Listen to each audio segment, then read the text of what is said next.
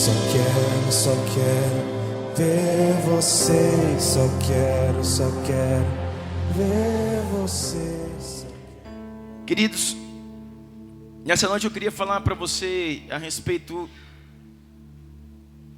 de uma redenção completa pelo sangue.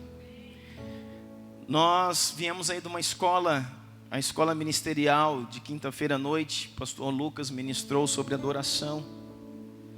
E nós passamos aí as 4 últimas semanas, 4 quintas-feiras, falando sobre adoração. Adoração nas suas diversas facetas, nos seus diversos pilares e aplicações. E eu ainda queria hoje, para a gente encerrar tudo isso, falar alguma coisinha nesse sentido, acerca de adoração. E tudo está ligado a processos.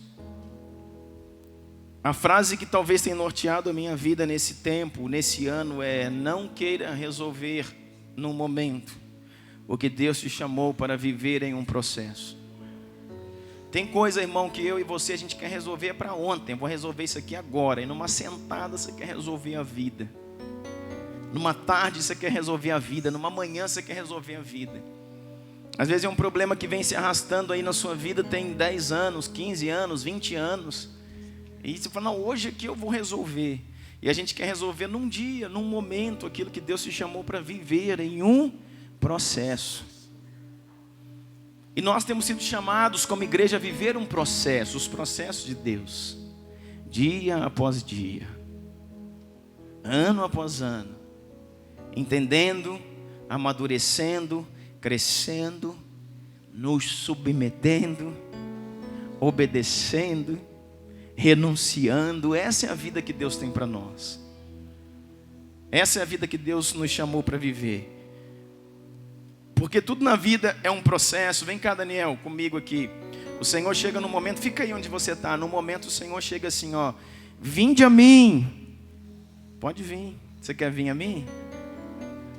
Vinde a mim os cansados e sobrecarregados, porque eu vos aliviarei. Então o Daniel estava lá, volta lá. O Daniel está ali assoberbado, está ali cansado, sobrecarregado. Está ali cheio de opressão, cheio de angústia, cheio de embaraços, de pecados. Isso é o início da nossa caminhada. Mas por que o processo tem que acontecer? Porque tem gente que já não está tão no início assim.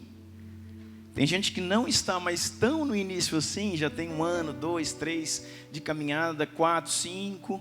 Mas ainda está assoberbado, ainda está embaraçado em decisões, em velhas práticas, em velhos pecados, em velhos pensamentos. E por isso que nesse processo o Senhor fala: vinde a mim, os que estáis cansados e sobrecarregados, porque eu, o Senhor, vos aliviarei. Eu vou aliviar você. A Bíblia diz assim: tomai sobre mim o quê? O fardo. Tomai sobre mim o meu fardo, que é suave, que é leve. Tomai sobre mim o jugo. Ou seja, o Senhor não está dizendo que você vai caminhar sem carregar nada, mas o Senhor está dizendo que aquilo que você tem sobre as suas costas aqui, que é como se fosse um saco, está carregando pedra, pesado, sabe? A obra de Deus se tornou um cansaço, um enfado para você. Está errado. Deus não te chamou, irmãos, para viver angustiado, machucado, ferido. E para cada dia que você tem que ir encontrar com o Senhor, é aquela canseira, mas de novo, mais um culto, mais uma oração, mais uma vigília. Se está assim, irmão, vai dormir, não vai para a igreja não. Que isso, pastor? O senhor ficou... está batendo bem da cabeça. Vai dormir, irmão, vai descansar. Se sabe, ir para a igreja, ir para a casa do Pai se tornou um peso para você, então vai dormir, vai descansar. Vai falar: Deus, me ajuda, me recupera. Por quê? Porque a gente vem para a igreja para quê? Para ser ensinado, ser treinado. A gente vem afiar nossas espadas. Nós viemos afiar nossas ferramentas. Para quê? Para a guerra. A guerra não é aqui dentro, a guerra é lá fora. Às vezes a gente entra aqui na igreja: vamos fazer guerra agora. Irmão, aqui não tem nada, irmãos. Aqui não é o lugar da guerra, a guerra é lá fora. Aqui é o momento da gente ser instruído. Aqui é o momento da gente ser equipado. Aqui é o momento da gente ser munido de entendimento, de revelação.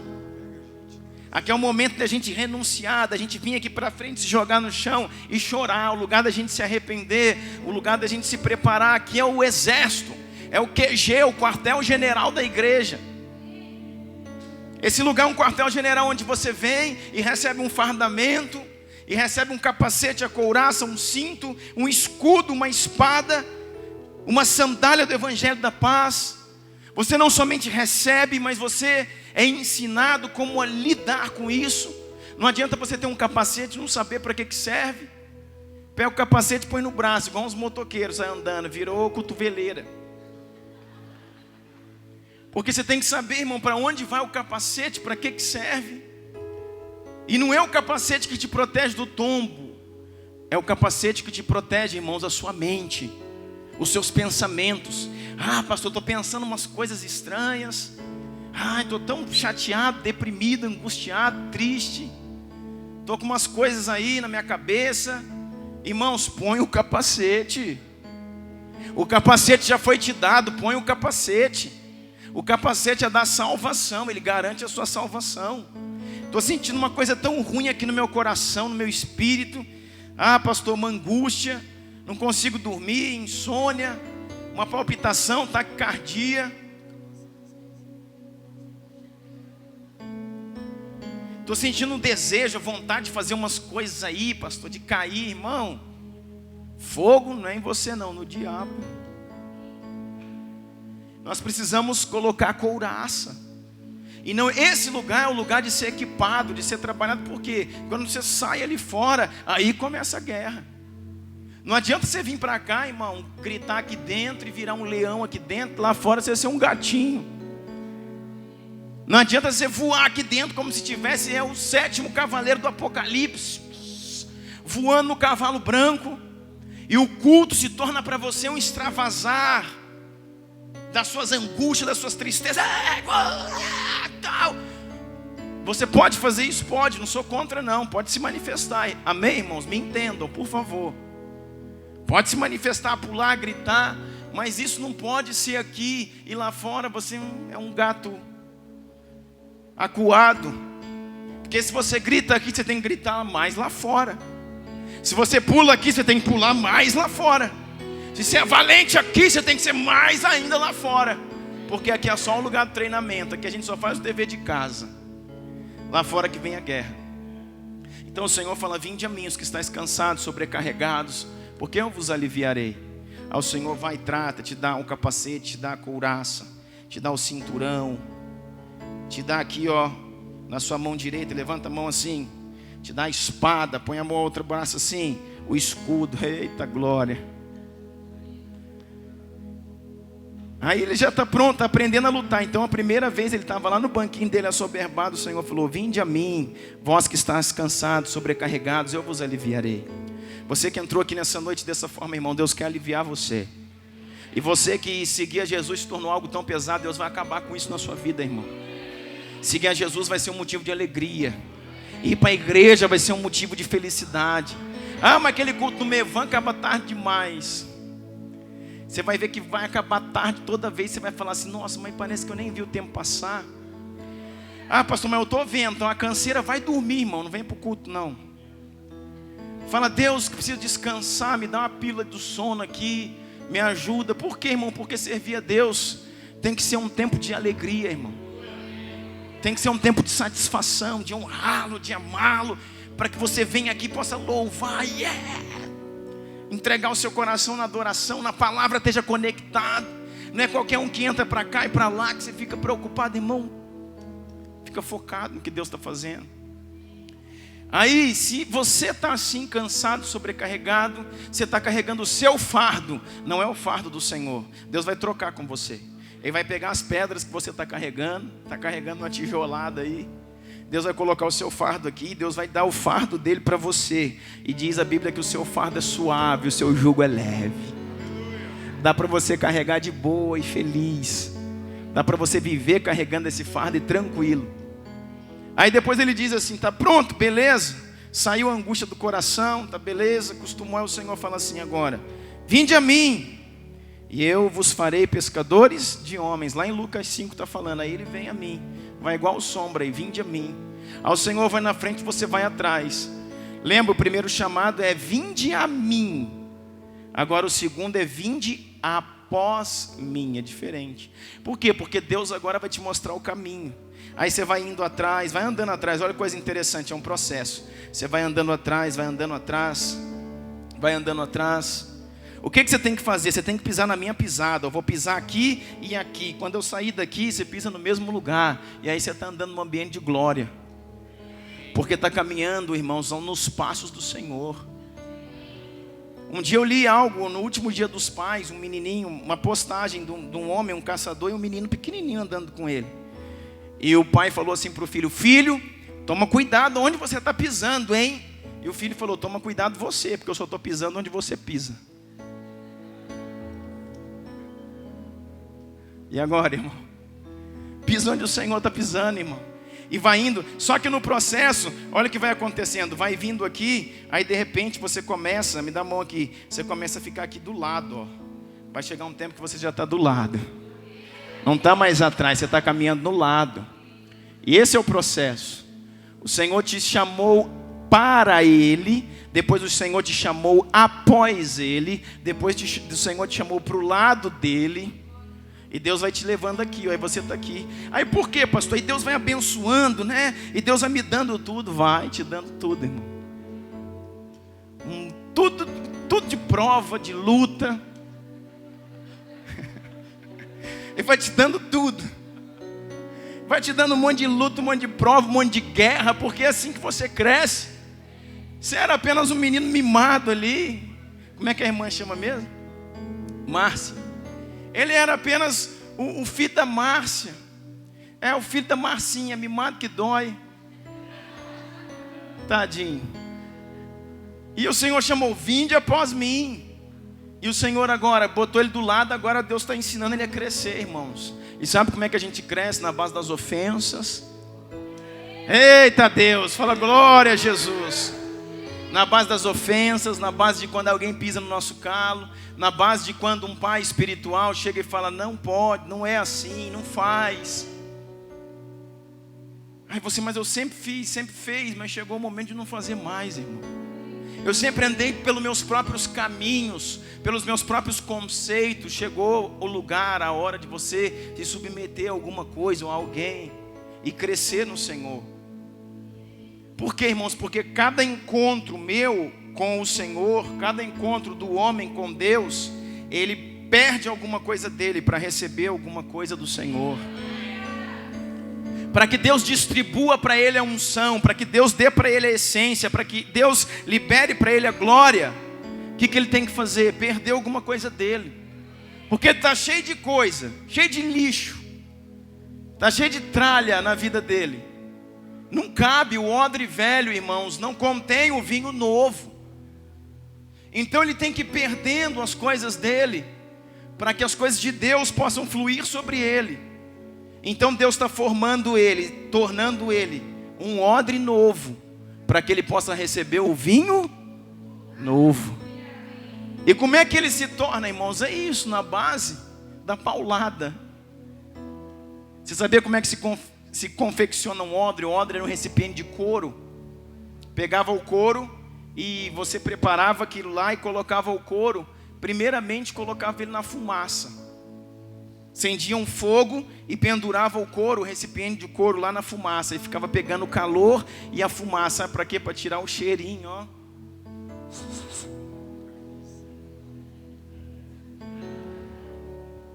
Tirar o cheiro de carne.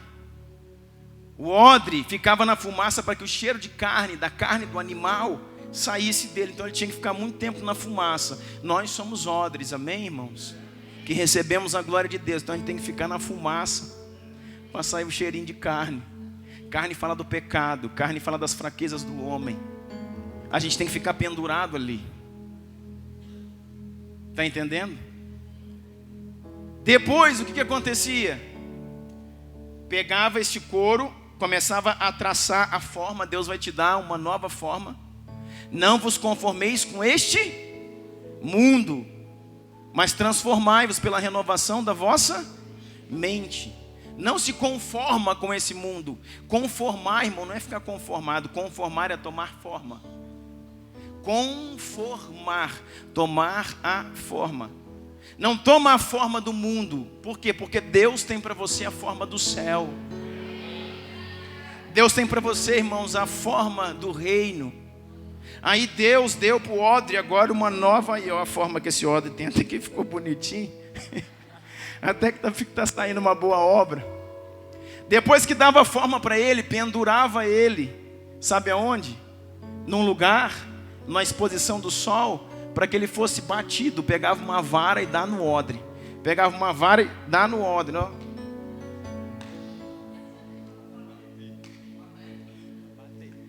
Dá no odre, e dá no odre, e dá no odre. Dá no odre, por quê? Para ele tomar elasticidade, para ele ficar maleável. Pegava um bambu e dava no odre. Por quê? Porque ele tem que ser maleável, ele tem que ser resiliente. Por quê? Porque o vinho novo, irmãos, é um vinho que ainda não sofreu fermentação. Quando o vinho entrar dentro dele, o vinho vai inchar.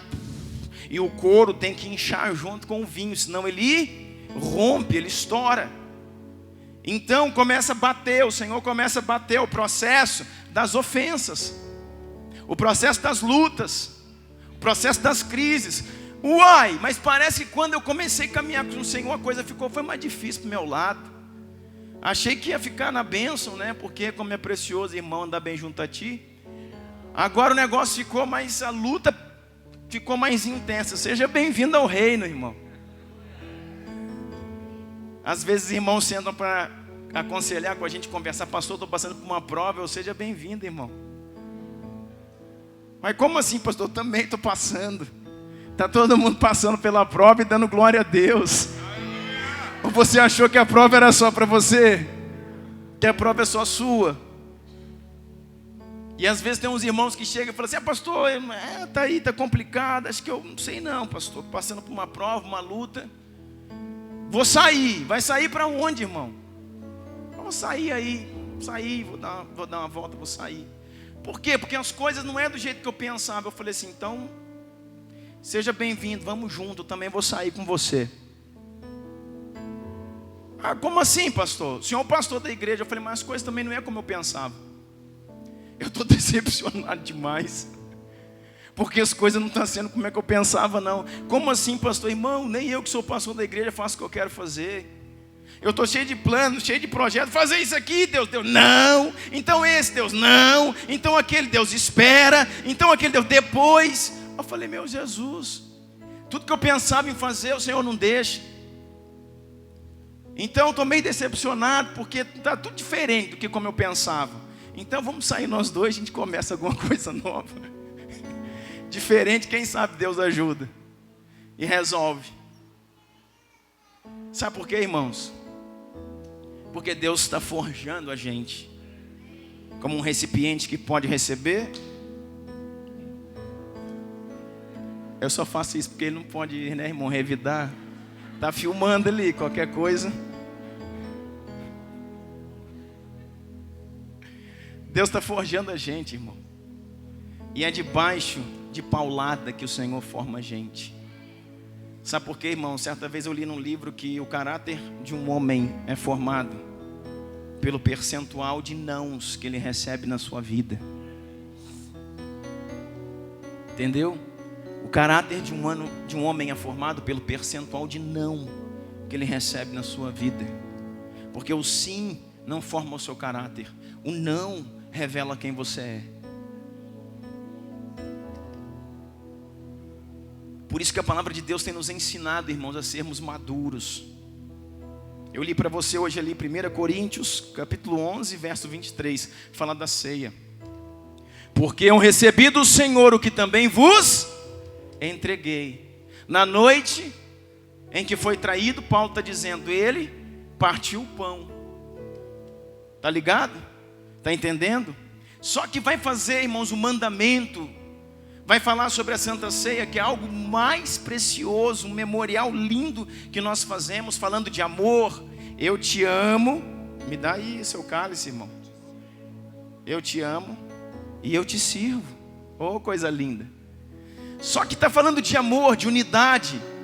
1 Coríntios 11, 23. Mas se você for ler no 20, no 19, está falando de guerra. Na mesma igreja, na igreja de Corinto. O apóstolo Paulo está escrevendo a igreja em Corinto e falando àquela igreja: eu estou sabendo que tem muita confusão no meio de vós.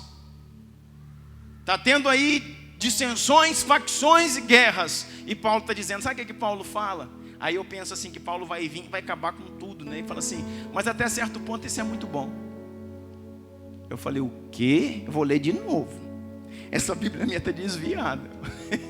Que versão de Bíblia que é? Eu vou pegar outra Bíblia. E está escrito lá, até certo ponto isso é bom, para que mostre no meio da igreja os aprovados. Para que mostre no meio da igreja os que são aprovados. Que depois faz de conta que está amarrado, né, irmão? Vamos já repreender. Mas depois do culto aqui, quebrou o pau aqui, aconteceu alguma coisa e tal, e não sei o que, e pá, o fulano ali, o diaconato, o irmão, o filho do ciclano. Isso é igreja, irmãos, é um lixando o outro. Deus está nos preparando. Aí tem culto na terça-feira, e vamos ver quem que aparece na terça. Vamos ver nos ministérios na quinta-feira quem continuou no posto. Por quê, irmãos? Porque no meio da aflição, da contenda, no meio da guerra, existe a maturidade. Existe aquele que fala, olha, eu divirjo de você em algumas ideias, mas eu concordo com você no propósito. Ainda que minhas ideias sejam diferentes das suas, o nosso propósito é o mesmo. Nós vamos junto até o fim, em nome de Jesus, para a honra e glória do nome de Jesus. E Ele vai ser glorificado.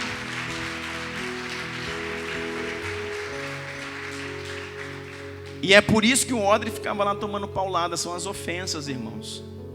Aquilo que Deus permite que venha sobre a vida da gente. Por quê? Porque agora nesse processo ele já está aqui do meu lado, ele está andando do meu lado. Só que vai chegar um momento, querido, vai chegar um momento que Deus começa a... Para aqui um pouquinho, Deus começa a falar assim, olha, senta aí. Deus começa a falar assim para ele, olha, até agora eu vim, até agora eu vim, até agora eu vim, agora eu acho que você está precisando ir. Está precisando dar um jeito. Por isso que Apocalipse, se você for ver, pode ficar aí um pouco, se você for ver a palavra de Deus em Apocalipse, você vai ver que João é o discípulo que está tendo a visão e escrevendo na ilha de Patmos. O Senhor falou, escreve todas as coisas. Você sabia, irmãos, que João, ele já é um velho, bem idoso, um senhorzinho de idade. E sabe por que ele foi colocado lá na ilha de Patmos? Porque o imperador colocou ele dentro de uma fornalha, colocou ele dentro de um barril, de um camburão de óleo fervendo, de azeite quente, e mergulhou ele lá dentro. E não foi uma vez não, irmãos, a história fala por Flávio Josefos que foram 3 vezes. E ele saiu com a pele como se fosse de uma criança.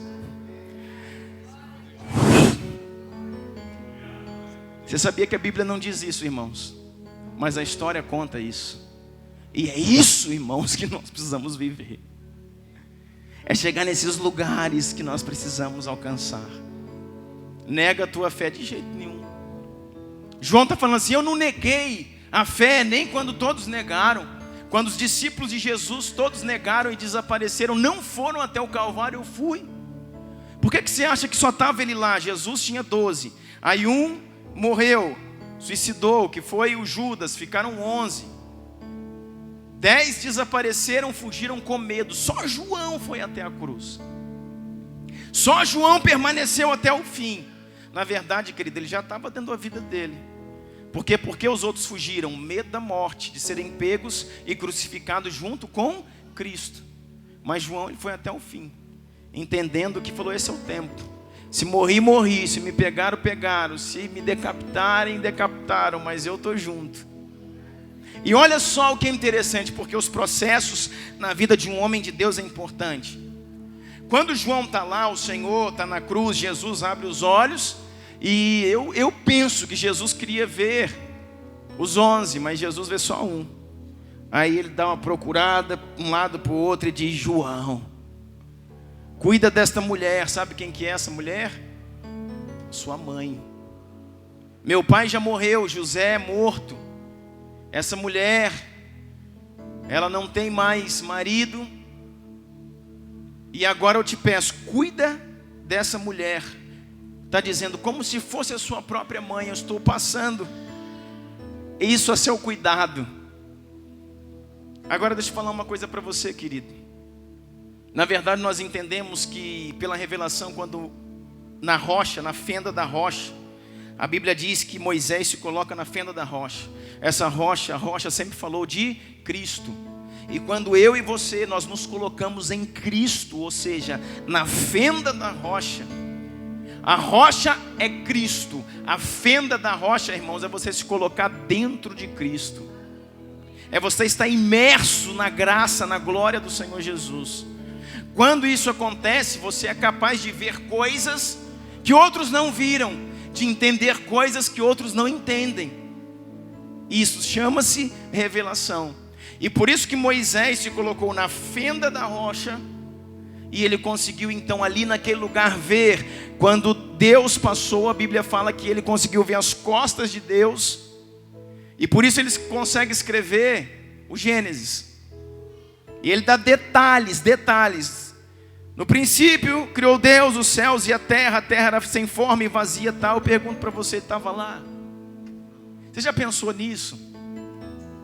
Ele vai dizer com detalhes no primeiro, no segundo, no terceiro, no quarto, no quinto dia o que Deus criou. Como alguém pode saber como foi a criação? Como alguém pode ter tamanha revelação do que aconteceu ali naqueles dias? Sabe como? Na fenda da rocha. Na fenda da rocha. A rocha sempre foi Cristo, irmãos. A palavra fala em Coríntios, Paulo fala, a rocha que os acompanhava no deserto era Cristo. Aí você vai ver essa rocha quando fala de Moisés entrando dentro dela, na fenda dela, e conseguindo ver as costas de Deus. Quando Deus passa, ele vê aonde Deus passou. Então está escrito nas costas de Deus os detalhes da onde Deus passou, o que Deus fez. Então Moisés consegue escrever. Essa rocha não aparece só com Moisés no momento em que ele tem essa revelação. Vai aparecer no momento também que ele vai falar com a rocha, ferir a rocha, e toda aquela rocha ali representa o Senhor. Só que agora, irmãos, o Yeshua, eu estou falando de Moisés para chegar para voltar no João. O Yeshua não é mais a rocha no deserto. O Yeshua é o verbo que se fez carne. O Yeshua, o Cristo de Deus, não é mais a rocha no deserto, é o verbo que se fez carne. E ele está numa cruz. E assim como a um homem foi dado, escondido nele, o discernimento do início dos tempos, a um outro homem é dado o discernimento do final dos tempos. Porque ele está diante da mesma rocha. A mesma rocha que Moisés estava agora, João está também. Só que agora é o próprio Cristo. E o Senhor fala, olha João, eu te entrego a minha mãe, eu te entrego mais do que isso. Te entrego o poder, a capacidade, a unção, a revelação para escrever as coisas que hão de vir. Elas ainda vão acontecer. E sabe o que mais é interessante nesse processo que eu estou falando para você? Aí diz assim, outra coisa João, você decidiu morrer e eu recebi o seu sacrifício. Aí o que acontece agora? Todos os outros 11 discípulos que ainda eram vivos foram martirizados. Você vai ver lá, um foi decapitado, outro foi flechado, outro foi enforcado, outro foi isso. O único irmão que não aconteceu nada foi João. Porque nesse processo aqui, volta aqui no processo. Nesse processo aqui, ó, de caminhar do lado do Senhor, João estava sendo aprovado, enquanto outros estavam sendo desaprovados. Enquanto outros estavam ficando para trás. Todos os outros discípulos, eles foram martirizados, foram capturados e mortos. Mas a João foi dado a ele a vida, a morte natural. a ponto de tentarem pegar ele, mergulharam ele num camburão de óleo fervendo quente, tiraram e nada. Mergulha esse homem de novo e nada. Mergulha de novo e nada. Me explica isso. Sabe por quê, irmãos? O fogo que ardia dentro dele, irmãos, era maior do que o fogo de fora. Era maior do que o fogo daquele camburão, daquela fornalha. A temperatura que Deus colocou no seu interior, dentro dele, era maior do que o que estava fora. Aí sabe o que esse imperador fala? Pega esse João, pega esse velhinho, joga ele na ilha de Patmos, uma ilha que não tinha ninguém, era uma ilha deserta, só tinha serpentes abrasadoras, tinha muitas cobras ali. E ele ficou lá. Por que ele tinha que ficar lá, irmãos? Porque ali Deus ia dar para ele a revelação das coisas futuras que ainda iam acontecer. E quando ele senta lá na ilha de Patmos e consegue escrever e começa a entender tudo, o que ele começa a ver? Está escrito lá, Apocalipse capítulo 1, capítulo 2. Vai falando das igrejas, você sabe, Sardes, Filadélfia, Laodiceia. Vai falando das 7 igrejas da Ásia. Irmãos, isso é claro, se você for entender historicamente e profeticamente, cada característica das igrejas falam das fases que a igreja viveu na terra.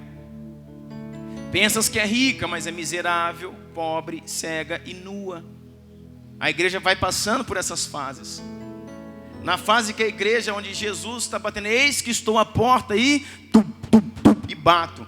Se você abrir, eu entro contigo e cearei. Aí a gente faz essa passagem para falar sobre evangelismo. Essa é o Senhor batendo na portinha do seu coraçãozinho. Aí você pode abrir e deixar o Senhor entrar. Isso não é uma passagem para um homem, irmãos. Isso não é uma aplicação para uma pessoa. Isso é uma aplicação para uma igreja. Isso é uma aplicação para um tempo em que a igreja trancou Jesus para o lado de fora. E que acontece tudo lá dentro com cara de igreja. Mas o dono da igreja não foi convidado para o culto. Ele fica do lado de fora. E a Bíblia diz, eis que estou à porta, e bato. Se você abrir, se a igreja voltar ao entendimento de abrir a porta, eu vou entrar e vou ceiar convosco. Ou seja, eu vou tomar a minha igreja de volta, a minha noiva. É uma fase em que a igreja foi esquecida. E foi dada à igreja métodos, doutrinas, normas, tantas coisas, e que Jesus ficou do lado de fora. Essa aplicação de Apocalipse é a mesma aplicação para Cântico dos Cânticos no capítulo 5. Que quando o noivo chega, a porta está trancada e a noiva está dormindo. A noiva está dormindo e o noivo batendo. Noiva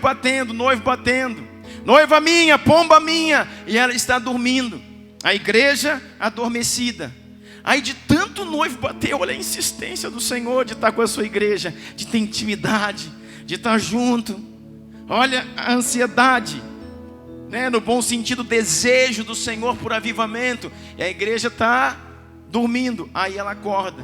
Aí sabe o que ela diz? Eu já lavei os pés, já tomei banho, já lavei os pés, já me deitei. Ou seja, não posso levantar, vou sujar os pés.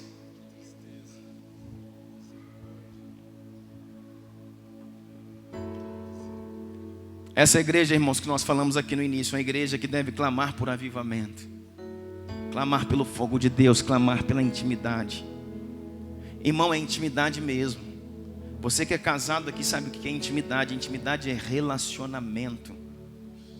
É quando você entra no teu quarto, irmãos, e você gera. Por quê? Porque a intimidade foi feita para gerar.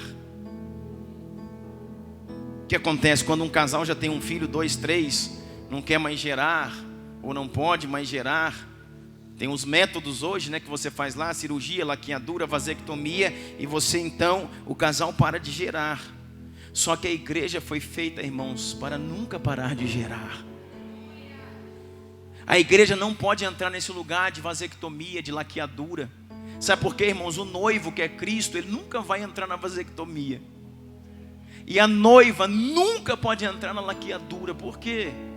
Porque a igreja foi feita para gerar os filhos de avivamento, os filhos da profecia, aqueles que vão tomar essa terra, irmãos, em redenção, em remissão. Então sempre o noivo está lá querendo ter intimidade, porque na intimidade com a noiva gera. E por isso que a gente bate tanto no exibicionismo. Por quê? Porque toda intimidade, irmãos, explícita é o quê? Pornografia. Se eu vou ter intimidade com a minha esposa e faço isso lá no meio da praça, isso é pornografia. Atentado violento ao pudor é crime da cadeia. Toda intimidade que ela é fotografada, televisionada, mostrada, olha, nós fazemos, nós sabemos, nós podemos, Deus está acontecendo, Deus está aqui. Todo tipo de exibição, onde se quer mostrar de uma forma explícita a intimidade, é pornografia. Por quê? Porque a verdadeira intimidade acontece aonde?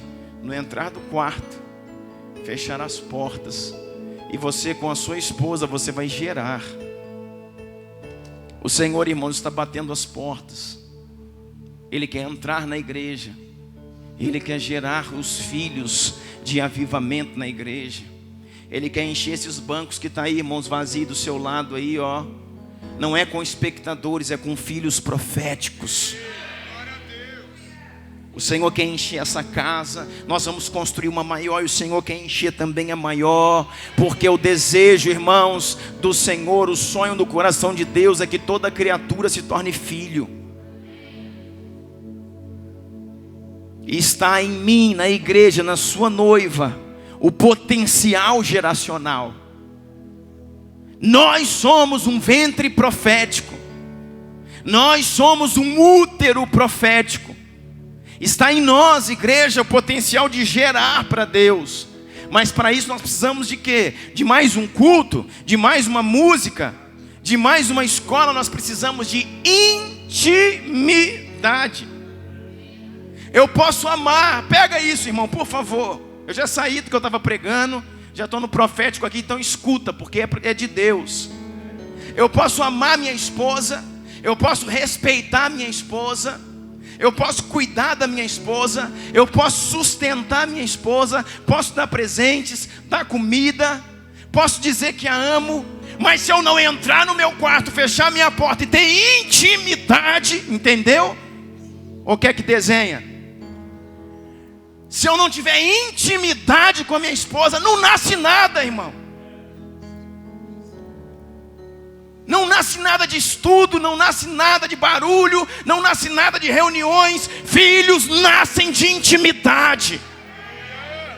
E o Senhor está chamando a igreja a este lugar. Intimidade comigo. Vem chorar comigo. Dobra o teu joelho, se derrama diante de mim. Busca a minha face. Eu sou o teu noivo. A Bíblia diz que te redime da morte, que te gera com esperança, diz a Bíblia. Esse é o desejo do coração do pai do noivo, trazer a igreja para esse lugar. Porque aí, irmãos, essas cadeiras que estão aí vazias vão estar cheias. Por quê? Porque pela intimidade está sendo gerado. Às vezes você fala assim: olha, pastor, o fulano de tal, estou pelejando lá. Olha, pastor, estou chamando fulano, mas ele não quer. Estou pregando para o meu vizinho, mas ele não quer. Estou pegando para o meu patrão, mas misericórdia, hein, pastor, daquele homem. Sabe por quê, irmãos? Porque você está trabalhando na força do braço. Você está trabalhando na força do braço. Em vez de falar tanto, comece a profetizar. Comece a orar. Comece a jejuar pela vida dele. Comece a chorar, a sentir dores de parto. É assim que a noiva gera. Comece a chorar por ele. Fala: Deus, a vida do fulano, a vida do Beltrano, Deus, eu amo tanto aquela vida. Deus, sinta dores por ele. Sabe o que vai acontecer? Deus vai usar você para gerá-lo. Como um útero profético ele vai nascer. Por quê, irmãos? Porque isso vem de coisas espirituais. Não é técnica de multiplicação, é paixão, é intimidade, é oração. Nessa passagem de Cânticos, no capítulo 5, a igreja fala assim: eu já lavei o meu pé, como é que eu vou levantar e tornar a sujá-la? Sabe o que acontece? Ele fica lá batendo, aí o noivo, olha que coisa linda, ele encontra uma fresta na porta, e ele enfia a mão na fresta da porta, tentando abrir, irmãos, a fechadura pelo lado de dentro. Porque se a porta tivesse aberta, ele podia abrir a fechadura e entrar. Mas como a porta está fechada, irmãos, o noivo, ele é educado. O noivo, o Senhor das nossas almas, ele não arromba a porta, ele não derruba nada, ele só entra onde é convidado.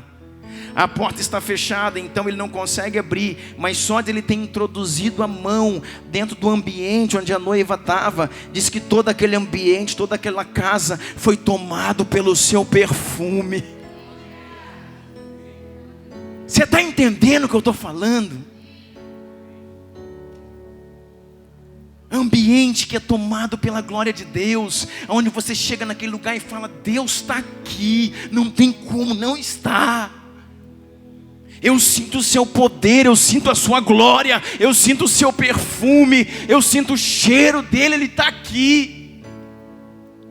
Aquele perfume que inundou todo aquele lugar, fez com que essa noiva que estava adormecida começasse a se levantar, porque a Bíblia diz que ela dormia, mas o seu coração, o seu coração velava. Sabe o que isso quer dizer? Que a mente da igreja, o racional da igreja entrou só nos métodos, e por isso adormeceu, mas o coração, que é aquele ligado à paixão, ainda pulsa. O coração ainda está pulsando, gente. Jovens, o coração da noiva ainda pulsa. Quer dizer que ela não está completamente dormindo, ela está acordando. Ela está acordando. Não é uma noiva que adormeceu e morreu. Ela não está morta, ela está acordando.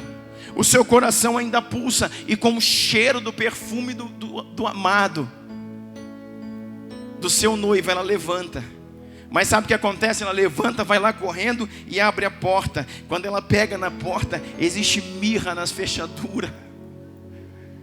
A glória manifesta de Deus. O Senhor passou ali, irmãos, e é um ambiente diferente. E essa noiva, que é a igreja, chega na porta e fala: isso aqui tem que ser ele que passou aqui. Nunca vivi isso, nunca senti esse perfume, nunca vi a preciosidade dessa mirra. Aí ela abre a porta: eu te quero, venha, eu preciso desse lugar de intimidade. Só que ele se foi embora.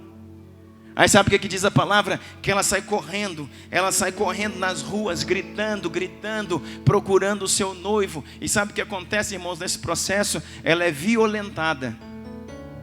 Os guardas da cidade pegam a noiva, usurpam a noiva, batem na noiva. Sabe o que é isso, irmãos? Os guardas da cidade, irmãos, falam de sacerdotes que querem impedir a noiva de se encontrar com o seu noivo. Guardas falam daqueles que querem, irmãos, usurpar a noiva, para que ela fique dentro de um sistema, sem se encontrar com o noivo. Os guardas disseram: volte para sua casa. Não, eu quero um noivo. Então ela foi aprisionada, ela foi espancada, até que ela viesse, irmãos, num outro processo, agora encontrar com o noivo. São os processos de Deus. São os processos que você vai passar, que eu vou passar, e que não tem jeito, irmão. Só que a paixão, nosso coração, não pode parar de pulsar. Sabe que João, eu estou falando de João, de Apocalipse. Sabe que João está falando em Apocalipse? Que essa igreja: eis que estou à porta e bato, se você abrir eu entro, sentarei contigo na tua mesa, cearei contigo. E Apocalipse vai falando de todo o processo dessa igreja. Sabe o que acontece? Lá no final do capítulo, irmãos, capítulo 2, capítulo 3, o que acontece com João? Ele está totalmente angustiado, porque ele vê toda a fase da igreja, tudo aquilo que a igreja iria passar. E ele falou: será que é isso mesmo? E no final acaba assim. E a igreja que passou por tantos desvios, por tantos problemas, por tantas confusões. Por quê? Porque ele está só aqui, ó. Ele está só andando aqui, ó. Está só andando com Jesus aqui, no âmbito aqui. Só que, irmãos, vai chegar um momento que nós vamos parar de só chamar o Senhor e o Senhor vir. Chama o Senhor vem. Chama o Senhor vem. Você vai ter que ir. Quais que foram chamados? Lembra lá no início, ele estava lá e eu estava aqui. E falou assim: vinde a mim, os que estáis cansados e sobrecarregados, eu vos aliviarei. Nós vamos orar por isso nessa noite. E você vai ser aliviado. Mas você não vai ser aliviado para voltar para esse lugar onde você estava, não. Não vai. Não vai. Você vai ser aliviado para entrar nesse lugar aqui, ó. Vinde agora após mim. São os processos de Deus. Deus não tem negócio, irmãos. Não tem interesse em aliviar, em transformar a sua vida para que você volte a um ambiente de mesmice, de frieza, de pecado, de problemas. Então é o vinde após mim. Depois, vinde comigo. E depois que ele se tornou o odre, lembra do odre? Que ele apanhou, passou pelas ofensas, passou pelas crises e foi aprovado, passou pelos processos de aprovação. O Senhor fala assim, ó, o Senhor põe ele na frente, agora o Senhor põe ele aqui e fica atrás. E o Senhor fala assim lá em Isaías: eu sou o Deus que confirmo a palavra do meu servo. Oxe, oxe, que coisa é essa? Não era eu que teria que trabalhar para cumprir a palavra do Senhor. O Senhor está dizendo assim: eu sou o Deus que confirmo a palavra do meu servo. O que ele falar eu assino embaixo. Você lembra de Elias? A Bíblia fala que Elias era um homem pecador como nós, mas envolvido nos processos de Deus. Ele chegou diante de Acabe e falou: segundo a minha palavra. Ele não falou assim diz o Senhor, ele não falou em nome de Jesus, ele falou segundo a minha palavra, minha Elias, segundo a minha palavra, não chove mais nessa terra. E durante 3 anos não choveu até que ele orasse novamente. Porque o Senhor falou: eu sou Deus que eu vou endossar a palavra do meu servo. Eu dei a ele autoridade para pesar em serpentes e escorpiões, para se tomar algum veneno, alguma bebida mortífera não lhes faça mal. Os sinais acompanharão os que creem. Então, o sinal vai acompanhar você. E o Senhor diz então: ide por todo o mundo e pregai o evangelho a toda criatura.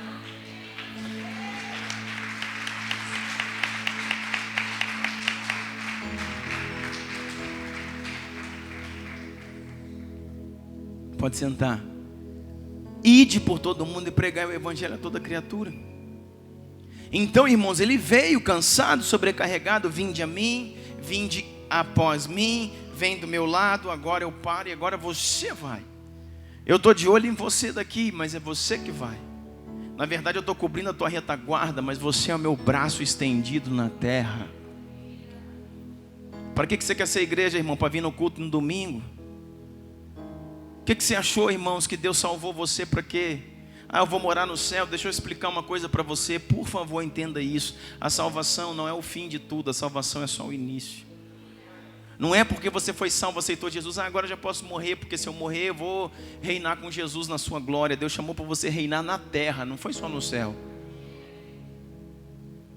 E reinar, irmãos, na terra não é fazer sua vida dar certo, não é ter recursos, não é estar bem com a vida, com as pessoas. Reinar na terra é subjugar principados e potestades, é destronar principados que atuam em territórios, é resgatar sua família. Você já conhece Jesus e sua família, seus tios, tias, irmãos, avós. Deus chamou você, irmão.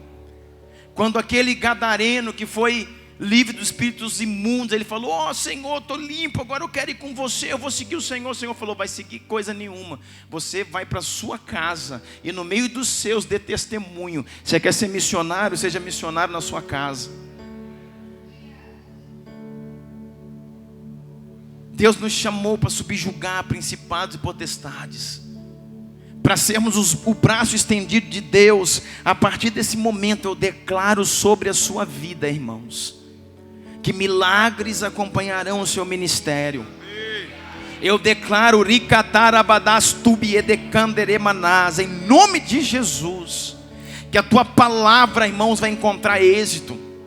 Que você vai se deparar ainda essa semana com pessoas angustiadas, tristes, atormentadas, e você vai orar por elas, elas serão libertas em nome de Jesus. Enfermos serão curados pela sua oração. Vida de Deus será transbordada pelo amor que brotará em ti. Talvez você pode fazer alguma coisa para uma pessoa doente que está do teu lado. Talvez você possa dar um remédio para ela. Você pode ir lá comprar um remédio e dar, que coisa boa. Você pode fazer mais do que isso, ir lá e pagar uma consulta. Seu problema, eu vou lá, você não tem o pago particular. Você também pode fazer isso, mas você pode fazer melhor ainda. Você pode entregar Jesus para ela. Fala: eu vou te entregar algo que não vai curar somente a sua enfermidade, mas vai curar o seu ser. Eu vou entregar algo que vai curar a sua alma, o seu espírito. Eu declaro vida sobre ti. Deixa eu orar por você. Deixa eu declarar: exerça fé. E se você falar na hora, vir aquela coisa: ai, será que vai? Será que não vai? Será que vai dar certo? Irmão, passe sobre isso.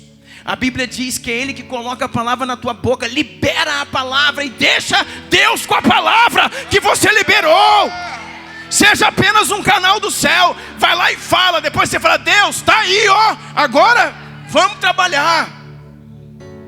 Porque Deus está precisando de canais, de homens proféticos, de homens que entram em ambientes e conseguem encontrar as pessoas certas, conseguem encontrar os locais certos, conseguem encontrar as fontes de problemas, conseguem encontrar, irmãos, a fonte de água onde está jorrando água amarga.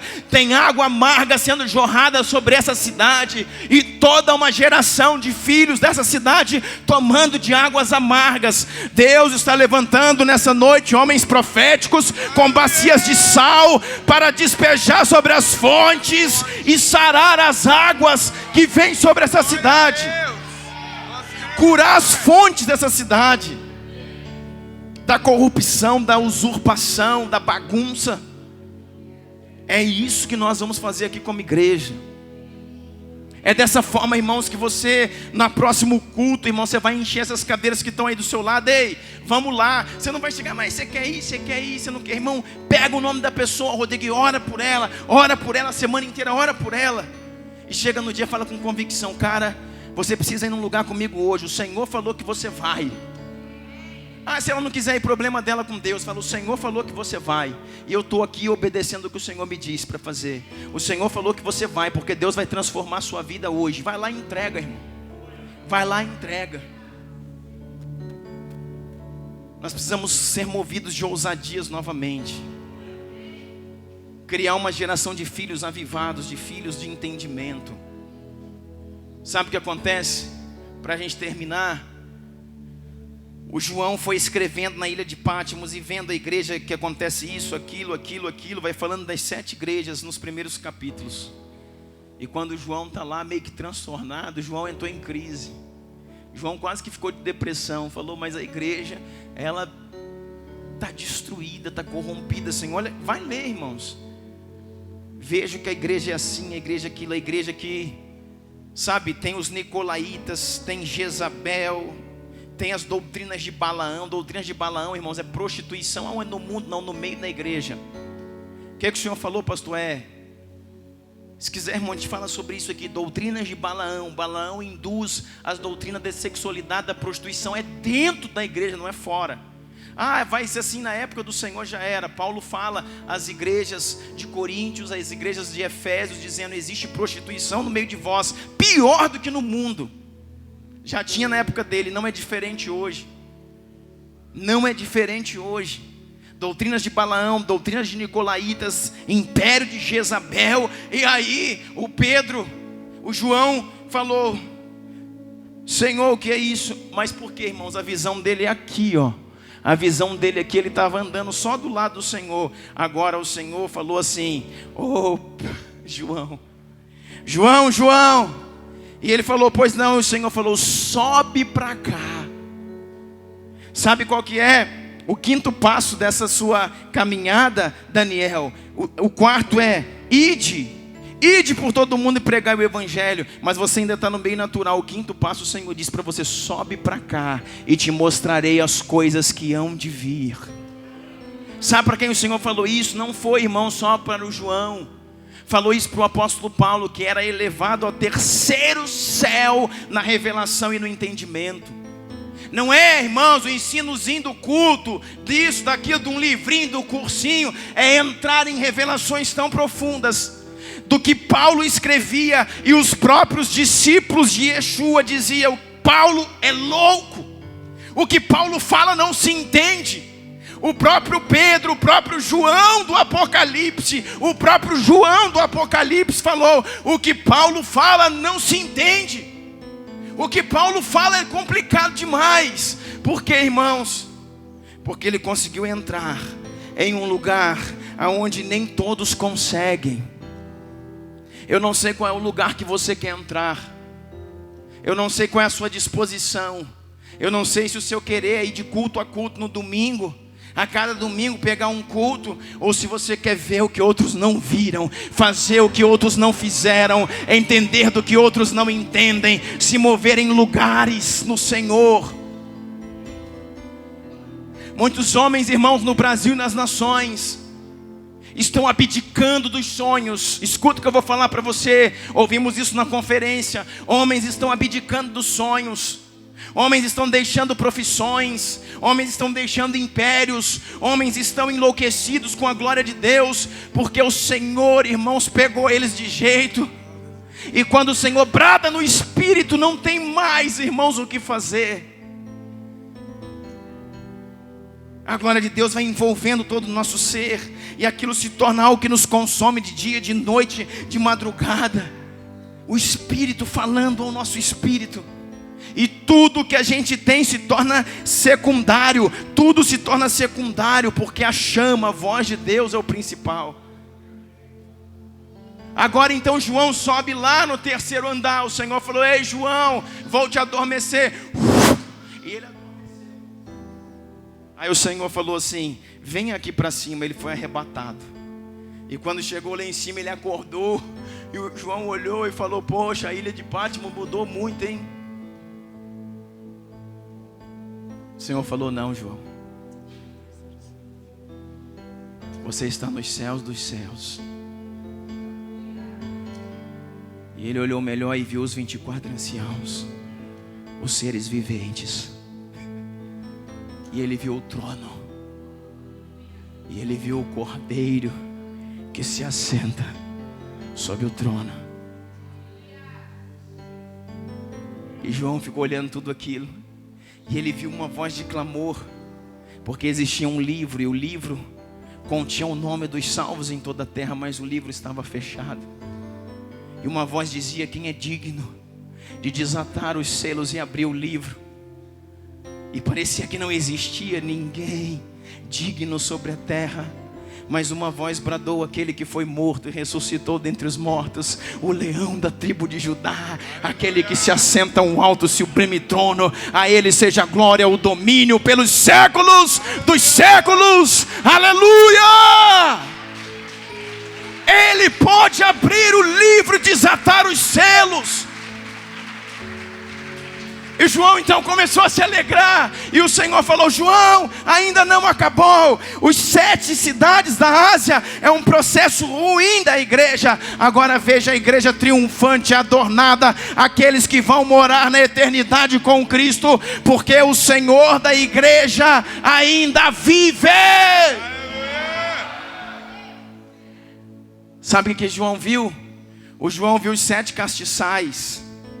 O João viu os 7 estrelas e 7 castiçais. Os 7 castiçais, irmãos, fala das 7 igrejas. As 7 estrelas fala do anjo da igreja dos pastores. E no meio dos 7 castiçais e das 7 igrejas estava o Cordeiro. E sabe o que João entendeu?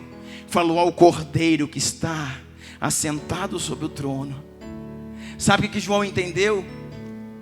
Que o Cordeiro, irmãos, ainda está no meio da igreja. E que toda essa igreja que a gente vê, com todos os seus desvios e distúrbios, ame a igreja, porque ela é a noiva do Cordeiro. E esse Cordeiro no meio dela só pode ser manifesto através dessa instituição, deste corpo vivo que o Senhor chamou de igreja. Não tem nada que faça manifestar Jesus no meio das nações, a não ser pela igreja. Por isso a igreja que dormiu e não acordou, a igreja que lavou os pés, por isso a igreja que trancou Jesus do lado de fora, ela precisa ser resgatada, porque é só por meio dela que o Cordeiro vai bradar no meio das nações.